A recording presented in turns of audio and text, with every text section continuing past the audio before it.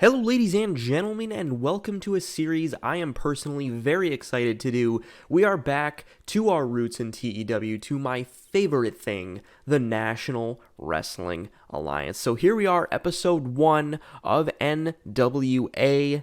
Very happy with it. We have a great show for you tonight. It is the NWA anniversary show number 71. Yes, the 71st anniversary of the National Wrestling Alliance. It is Saturday, week 3 of October 2020. And what we are going to do is from here on out, we're going to pretend like the COVID-19 situation has ended, and it has ended on this very night. So it is a jam-packed night full of action for you here tonight. And among the things on the card, we have a title unification match. We have the NWA World's Television Champion Ziggy taking on the NWA National Champion Trevor Murdoch. And that, as I said, will be a title unification match. But beyond that, we have Thunder Rosa defending the NWA World Women's Championship against the challenger, the star of the show, Anna Jay. And then in our main event tonight, it is a big one, as Nick Aldis, the NWA World's Heavyweight Champion, takes on Marty Scurll in an NWA World's Heavyweight Championship match, with the contingency that if Marty Scurll does not walk away with the championship tonight, he will never challenge for the NWA World's Heavyweight Championship again. It should be a great night, promising full of action. NWA 71st anniversary, so let's get right into it. In about that, had decent wrestling but didn't have much heat, the Von Eriks defeated the Dawsons in 13-22 when Marshall Von Erich submitted Dave Dawson. This gets a 51, so already we're doing great ratings. Very happy with that. A 51 is a fantastic rating for a tag team match like this. I was not expecting it to get rated so high. Marshall Von Erich carries the match with a 50. Ross is pretty good. The Dawsons perform better than I thought they would, and I'm very, very happy with the way this one went. Marshall Von Erich's gimmick was good. Ross Von Erich's gimmick, which is basically the same, was not good apparently. But happy with that, and let's move on to the next segment. In about that, at subpar wrestling, a non-existent crowd, Allison Kay defeated Jamie Hayter in 13-24 by pinfall with a cutthroat. It gets a 37. Both women performed to the 34. Jamie Hayter debuts, very good for her cocky gimmick, and the match got the crowd hotter, so this just get Allison Kay a little bit of momentum. She did lose the title to Thunder Rosa. She needed a big win after that, and you know what? We're happy with the way this one panned out. And Nick Aldis is backstage with Renee Young, and Renee says, "I am standing by with the NWA World's Heavyweight Champion, Nick Aldis. Nick, can I get your thoughts on the championship match tonight between you and Marty Scurll?" And Aldis says, "Well, Renee, first of all, I wanted to thank you and welcome you to the NWA. It's refreshing to have someone with your experience doing interviews here. Very professional. Now on to Marty Scurll. Marty, you know the consequences tonight. This is your last chance at Sweet Charlotte to 10 pounds of gold. And once I beat you, you'll have a decision on your hands. Are you going to leave the NWA a failure, or stay to redeem yourself? Maybe challenge for a title you can actually win, Marty." So with that said, Marty, I suggest, maybe, just maybe, you reconsider your decision to challenge me for this championship tonight. But best of luck, kid. And this gets a 59. Nick Aldis explains the challenges, the dangers to Marty Scurll tonight. And this angle got the crowd hotter. Renee Young has an adequate gimmick. Nick Aldis improvised well throughout the segment. Very happy with this. Love that we were able to bring in Renee Young. Thank you for releasing her WWE from her contract. Actually, no, she quit, didn't she?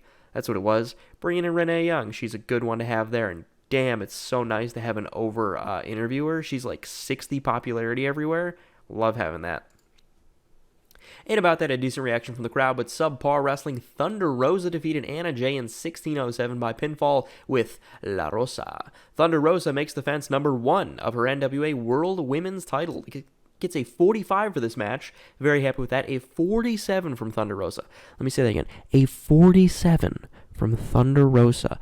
The best women in the AEW series were getting like high 30s, and Thunder Rosa just comes out here and puts out a 30 or 47. Very, very happy with that. Star of the show gimmick is Adequate from Anna Jay. She gets a 29. 45 for this segment. Very happy with that. After the match, Thunder Rosa holds her NWA World Women's Championship up high, but then the lights go out, and a hush falls over the crowd. The lights come back on to reveal Tessa Blanchard is staring down Thunder Rosa in the middle of the ring. Blanchard is shouting that she's here for the title, and Thunder Rosa just continues to hold the title high above her head and nods at Tessa Blanchard, seemingly acknowledging the challenge of one of the greatest women wrestlers in the world today. Two of the greatest women wrestlers in the world today, standing in the ring, staring at each other with the NWA World Women's Championship as their prize. 53, very happy with that one. Tessa Blanchard's gimmick is very good, very happy with that, and I'm so elated to bring in Tessa Blanchard to the NWA. I feel like it is a move that just works on so many levels. First of all, she can work at a very high level, which is great. She's very over. She provides an instant, credible challenger for Thunder Rosa, but also the Blanchard name, the legacy, the history between the Blanchards and the NWA. That just works for me. 53, moving on. In a decent match, Ziggy Dice defeated Trevor Murdoch in 13-30 by pinfall. Ziggy Dice makes defense number 1 of his NWA World Television title. Ziggy Dice wins the NWA National title, so this gets a 49, and Trevor Murdoch carries the match. A 49 from Murdoch, 36 from Ziggy Dice. Did not expect Trevor Murdoch to perform as well as he did, but that is great to know. He will be a backbone of the roster moving forward, and Ziggy Dice is one of the rising stars in our NWA. I fucking love Ziggy Dice. I have seen only a little bit, and the little bit I have seen has been from NWA Power, but fuck me do I love Ziggy Dice. Oh man, 49 for this segment, or this match, and we move on. James Storm and Eli Drake make their way to the ring, and Drake says, "Let me talk to ya. You see here, it's the NWA's 71st anniversary, and the NWA World Tag Team Champions don't have a match. What kind of crap is this? Get somebody out here. Bring it on. Any challengers, and I'll take him. Me and James Storm right here, we'll take him." And Jim Cornette stands up at the desk on commentary. One thing to note, Jim Cornette and Joe Galli are the commentary team for this event.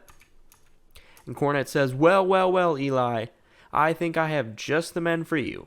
I have 2 guys in the back chomping at the bit to get their hands on those NWA World Tag Team titles. So please welcome to the NWA the 2 toughest sons of bitches in wrestling today, 2 good old Southern boys, FTR.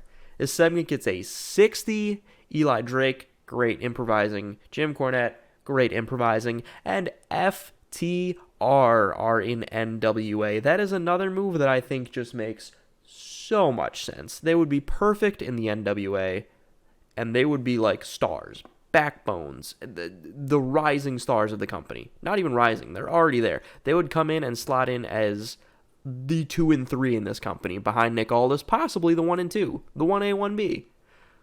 But we move to the match. And in about that, a great wrestling and good heat, FTR defeated Eli Drake and James Storm in 20-35 when Cash Wheeler pinned James Storm with a Shatter Machine. FTR wins the NWA World Tag Team titles. And this segment, ladies and gentlemen, receives a 68. On our first night booking the company, we get a 68. Cash Wheeler with a 63. Dash Hardwood with a 62. Sorry there. Can't read apparently. And Drake and Storm both have 59s. I am so elated to be able to have FTR and book them. As much as I love Ziggy Dice, I am a huge mark for FTR. Like, they are hands down my favorite tag team, possibly of all time. But I love FTR, and I cannot wait to book them in the NWA. It's going to be so much fun. 68, and we move on. Renee Young is backstage with Ziggy Dice, and she says, "I'm here with outlandish Ziggy Dice, the NWA World Television and NWA National Champion. Ziggy, how does it feel to have both of those titles right there?" And Ziggy Dice says, You know, Renee, there's something so satisfying about the taste of gold. They say once you have one taste, you're hooked for life, and baby, I'm doubling up. It's just a matter of time before I need to triple up. Not only does this new championship come with respect, social status, and ladies, it comes with a lot of extra moolah, and you know, girl, I need all the cheddar I can get to keep up this outlandish lifestyle. And Renee says, well, Ziggy, that second title may come with a lot, but it also comes with the responsibility of unification. So which of those belts will be kept active and which will be retired? And Ziggy pulls out 2 dice from his trunks. Just reaches in the front of his trunks and pulls out 2 dice that he's got in his hand. And he puts them in front of Renee's face and says, I'll leave it up to a simple roll, but before then, would you like to blow me? And Renee Young looks at him just absolutely sickened with this look on her face, and she's so unhappy with Ziggy dice. And he says, I'll take that as a no. And he takes the dice and he rolls them. They hit the floor. The camera doesn't pan down to the floor, of course, but Ziggy goes, snake eyes. We are keeping the NWA World's Television Champion active, Renee. So I hope you have a great night, and I'll see you on TV, girl. That was so much fun to be able to do this Ziggy Dice promo. And for those of you who might not have liked the blow me line, it's a fucking Ziggy Dice shirt. I saw that on Pro Wrestling Tees, and I was like, oh my god, I love this. The shirt says blow me, and it's Dice. I love it. 53 for this segment. Very happy with that. Renee Young was very poor when trying to improvise dialogue. I'm very questioned about that one. And in about that a great wrestling and good heat, our main event, Nick Aldis defeated Marty Scurll in 21-47 by pinfall with a tormentum. Nick Aldis makes defense number 1 of his NWA World's Heavyweight Championship. It gets a 65 for the match. Scurll gets a 59. Aldis gets a 58. So it may upset some people that I have booked Marty Scurll on this show, given everything that has happened with Marty Scurll in the last few months in the wake of the coming out movement. However, I feel as though, like I said in the beginning, this is your first event post-COVID.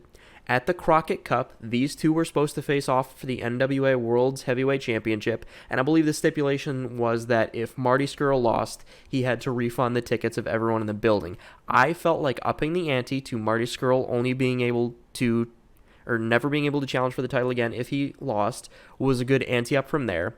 And this is the match you have to have for the title coming out of COVID, because you built it for so long pre-COVID. That was supposed to be the next match, so naturally it has to be this match. But this match, in the state that we had it, is a transition match to transition Marty, to just kind of phase Marty out of the NWA, off TV, and all that stuff. I'm leaving open the possibility of bringing Marty Scurll back into the NWA at some point, but as of right now, I think Marty's time in the NWA, in my series at least, is done. So for those of you who don't like that this was done, there's your explanation. This should be it for Marty. He may come back in the future, but this should be it, which is really sad because I really enjoyed Marty Scurll's wrestling career, but, extenuating circumstances. So that is all I will say on that. That's your little disclaimer. Back to the episode. So 65 for the main event. Very, very happy with that one. Both men performed very well. Scurll performs just a hair better than Aldis. But as for the show as a whole, this show was a fucking banger, guys. I am so happy with the way this one went. It could go so many different ways with the rating, but I'm going to say that this show gets a 67. No, I know what I want to say, but I can't say it because we did not reach that level. It didn't hit that special number, guys. So I'm going to say it got a 67 because I know it didn't hit that special number, but it's going to be a 67. 63. All right, whatever. That's still fantastic. Show increases our popularity in 53 regions. 53 regions, guys. Very happy with that. This was so much fun to book. We're going to give our speech. I don't normally show the speeches, but it's something that we're going to show. Thunder Rosa, praise for a great performance, praised for a great performance, and praise for a great performance. All three of them. And now, I'll take you guys to what we got on Fight for this. Alright guys, so before we get into the ratings, there's just a few pieces of news that I found incredibly noteworthy that I wanted to go over. First of all, Becky Lynch is now officially the figurehead for WWE. They're pushing her as the face of the company.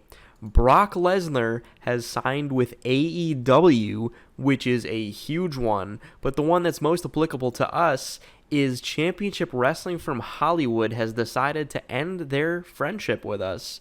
So we're not very happy about that. All right, ladies and gents, so that was a phenomenal show that we had. However, it didn't really show. It was a 63 rated show held in the Southeast region in Center Stage Arena.